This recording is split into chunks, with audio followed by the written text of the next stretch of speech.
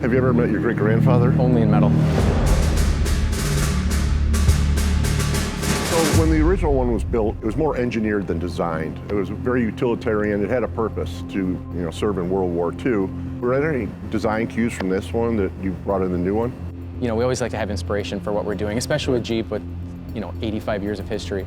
So I think the first one that always comes to mind is Of course. great-grandfather here. So much so that we have one in the studio that we cut right down the middle and mounted to the wall. So that's cool. Inspiration's pretty close by. I think overall, first thing you notice is the color scheme. So Right. This is one of our newer colors we call 41.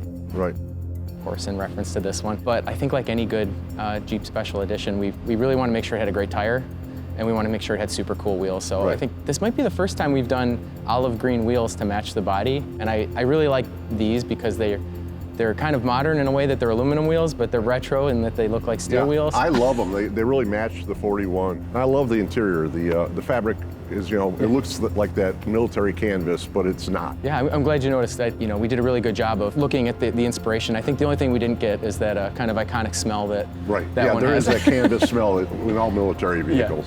Yeah, so the original Willys, it was a government contract, and they sent out bids to 135 different companies, and only 3 answered. And from July of 1940 until when Willys signed the contract in July 1941, the whole vehicle just evolved. It came together in an astonishing amount of time, 1 year. By the end of the World War II, everybody knew what a Jeep was.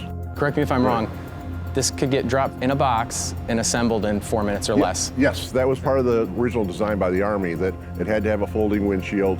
They take the wheels and tires off and put them in a crate underneath the body and drop it on the ground, and guys in the Army knew how to pull it apart, slap the wheels on, and get it running. And they shipped them not with gas, but they may as well have, because they were flying out the door with them. So the original vehicle was mission ready when it hit the battlefield 85 years ago.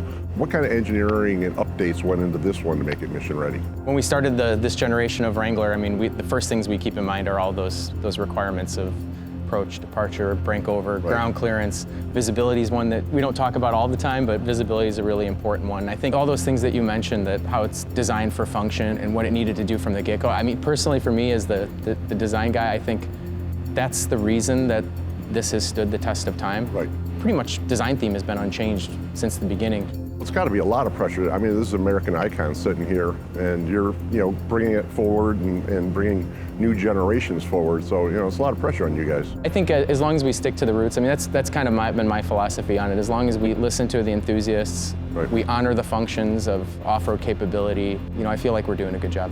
So you brought the great-grandson, still built for adventure? Oh yeah, still made to get dirty.